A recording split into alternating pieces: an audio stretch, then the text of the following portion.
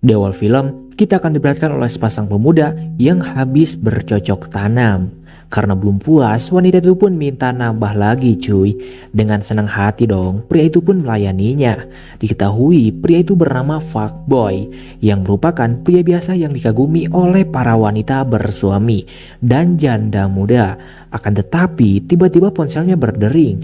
Ternyata itu adalah pacar gelapnya yang sudah bersuami. Sebut saja si tante. Si tante meminta fuckboy ke rumahnya karena suaminya sedang tidak ada. Fuckboy pun mengiyakannya dong. Lalu mereka pun melanjutkan bercocok tanam kembali. Setelah menanam benih, fuckboy pun minta izin untuk pulang dan mengambil uang di dompet pacarnya. Sekalian membawa balon yang tersisa. Setibanya di istana si tante, fuckboy pun disambut dengan kemolekan tubuh si tante.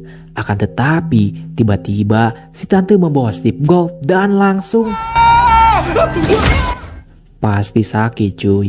Entah apa yang terjadi, tiba-tiba ia berada di gurun pasir bersama seekor unta setelah dipukul terongnya oleh si tante. Fuckboy pun melihat foto yang berada di sakunya, yang faktanya itu adalah foto para pacarnya yang menunjukkan jari tengahnya. Kemudian scene berpindah sebelum kejadian ini, yang dimana saat para janda dan ibu rumah tangga berkumpul, salah satu dari mereka ada yang pamer pacar yang di scene awal tadi. Akan tetapi saat menunjukkan fotonya, ternyata mereka semua mengenalnya. Dan parahnya lagi, mereka semua adalah pacarnya si fuckboy.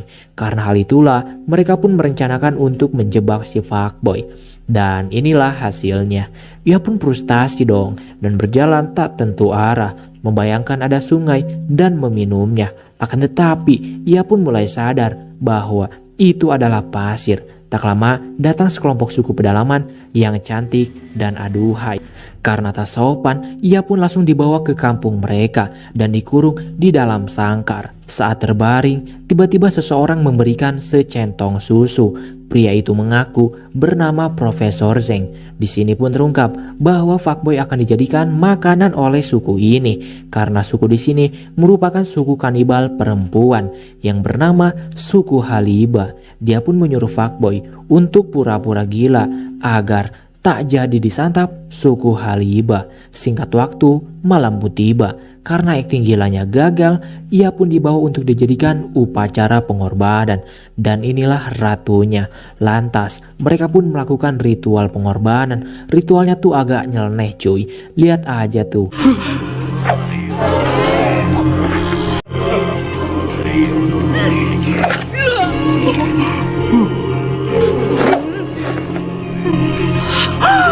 Akan tetapi saat giliran si fuckboy, mereka semua pun terkejut karena terongnya segede gaban yang menyebabkan fuckboy selamat dari pengorbanan. Melainkan ia diberi tugas untuk membuat keturunan bersama ratu, atau ia harus melayani ratu dengan terong besarnya. Gila cuy, kalau gini sih gua mau anjir. Fuckboy pun langsung bertugas dong. Ia pun ke kamarnya ratu dan disambut dengan sangat bergairah. Akan tetapi ia mulai direjang dan ditucuk menggunakan kayu tepat di boolnya. Ini merupakan salah satu tesnya. Kemudian keesokan harinya ia dipanggil oleh si Ula atau si dukun. Di sana fuckboy disuruh untuk segera membuat keturunan dengan si ratu selama 3 bulan. Jika tidak, ia akan dihukum. Si Ula pun langsung tertidur. Menurut si Jen, walaupun ia berhasil membuat sang ratu hamil, fuckboy tetap akan dijadikan makanan, yang artinya ia akan tewas 3 bulan lagi. Karena inilah tradisi suku kanibal. Zen pun menyuruh fuckboy untuk menikmati hari-hari yang tersisa. Mereka pun mengunjungi pasar budak, yang dimana para lelaki di sini akan dijadikan budak. Budak cek tahu ganjir oleh para wanita. Setelah mengunjungi pasar budak, mereka santuy di depan sangkar dan bercerita ria. Zen pun menceritakan asal mula kenapa dirinya berada di sini 5 tahun yang lalu. Awalnya ia kesini bersama timnya untuk mencari peninggalan suku Haliba yang dikiranya sudah punah. Padahal mereka masih ada dan mereka pun ditangkap. Zen bersama timnya sudah 32 kali gagal kabur dari sini. Pada akhirnya semua timnya meninggal, menyisakan dirinya. Zen pun menjadi pengikut suku Haliba karena pengetahuannya. Salah satu cara agar ia bisa kabur dari sini adalah dengan membuat mereka percaya, karena suku Haliba tidak mempercayai para lelaki, apalagi lelaki buaya. Untuk itu mereka pun bekerja sama untuk mendapatkan kepercayaan dari suku Haliba. Singkat waktu, malam pun tiba.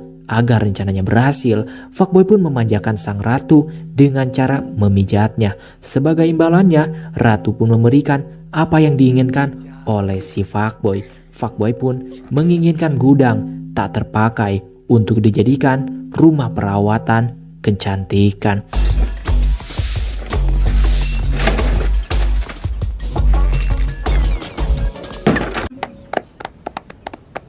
Setelah selesai, tak lama datang seseorang yang kurang cantik. Ia ingin merubah dirinya menjadi sangat cantik, walaupun tidak mungkin. Tapi mereka berhasil melakukannya dengan alat seadanya. Sontak dong, membuat ia sangat kaget. Yang awalnya gini menjadi sebaik ini.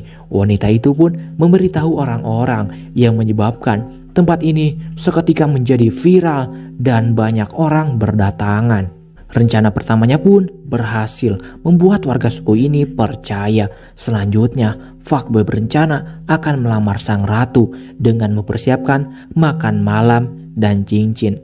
Namun sayangnya, cintanya ditolak mentah-mentah karena fuckboy merupakan seorang budak. Akan tetapi, tiba-tiba di luar ada kericuhan. Saat diperiksa, ternyata anak kecil yang gak ada akhlak tadi terjatuh ke dalam sumur yang menyebabkan pingsan.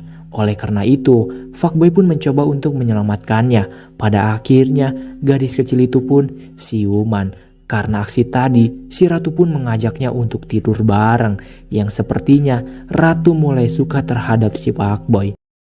Keesokan harinya, fuckboy pun disambut ramah oleh penduduk karena aksi heroiknya semalam. 没有什么用。女王。 Singkat waktu, malam pun tiba. Terlihat suku Taisda yang sedang berlatih karena mereka akan merebut kekuasaan suku Haliba. Di tempat lain, terlihat seorang budak yang mencurigakan. Budak itu memasukkan bubuk berbahaya ke dalam sumur. Entah apa tujuannya. Tak lama, datang Zen dan fuckboy yang sedang merencanakan pelarian mereka, yang dimana mereka akan kabur saat ratu dan pasukannya memeriksa terowongan. Perbincangan mereka didengar oleh si budak. Singkat cerita, keesokan harinya saat ratu dan pasukannya menuju terowongan, tiba-tiba suku Taisda menyerangnya yang menyebabkan pasukan si ratu tinggal sedikit dan juga ratu terluka parah. Sayangnya ratu dan fuckboy ketinggalan. Fuckboy pun membawa ratu ke dalam gua karena ratu sedang pingsan. Tak lama ratu pun siuman. Ratu pun berterima kasih karena fuckboy telah menyelamatkannya. Sepertinya si ratu mulai menyukainya karena dirinya tidak mau dipanggil ratu oleh si fuckboy. Katanya panggil saja Thalia. Oh, jadi ternyata si ratu ini bernama Thalia. Tak lama tiba-tiba ada kunang-kunang. Thalia pun teringat dengan sosok ibunya yang sering memberikan kunang-kunang. Fuckboy pun langsung memasukkan kunang-kunang ke dalam kondominiumnya yang dibawa kemarin, dan mereka pun bercocok tanam. Akhirnya lubang sempit Ratu Thalia pun berhasil diobrak-abrik oleh si fuckboy. Singkat cerita, keesokan harinya terlihat para penduduk desa yang terkena racun setelah meminum air di sumur, yang kita tahu bahwa kemarin ada seorang budak yang memasukkan obat ke dalam sumur. Talia pun langsung ke istananya dan mendapatkan kabar bahwa mereka akan diserang oleh suku Taisda. Oleh sebab itu, Talia pun memutuskan untuk membebaskan para budak. Namun tak lama datang si Jen dan membocorkan semuanya bahwa Zen dan Pak Boy akan melarikan diri dari sini, yang menyebabkan Talia kecewa dan mengusir mereka berdua. Padahal kita tahu bahwasanya Talia dan Fuckboy sudah saling cinta, yang menyebabkan Talia galau. Kemudian saat mereka berjalan pulang, tiba-tiba terlihat suku Taisda yang akan menyerang suku Haliba. Fuckboy berencana akan kembali karena ia juga menyukai si Talia, namun ditentang oleh si Jen, yang menyebabkan percekcokan di antara mereka. Suku Taisda pun langsung menyerang dan memperkaos suku Haliba, sementara Talia dijaga oleh si Una.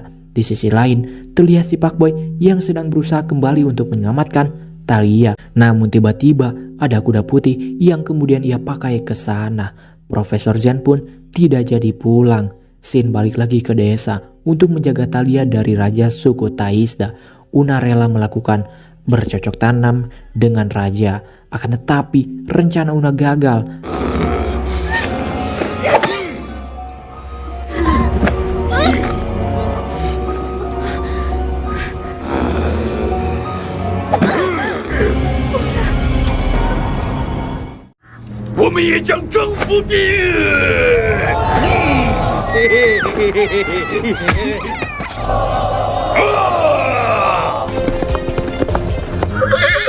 Tiba-tiba Fuckboy datang dengan kuda putihnya dan mereka pun melakukan duel.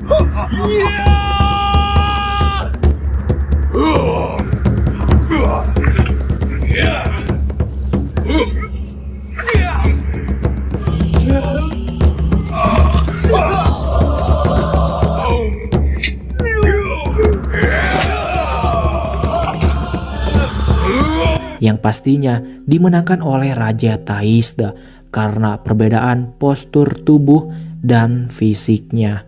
Namun Fuckboy tidak menyerah begitu saja. Fuckboy pun langsung menarik terong besar Raja Taisda hingga terlepas dan langsung memukulnya tepat di jantungnya. Dan duel itu pun dimenangkan oleh si Fuckboy.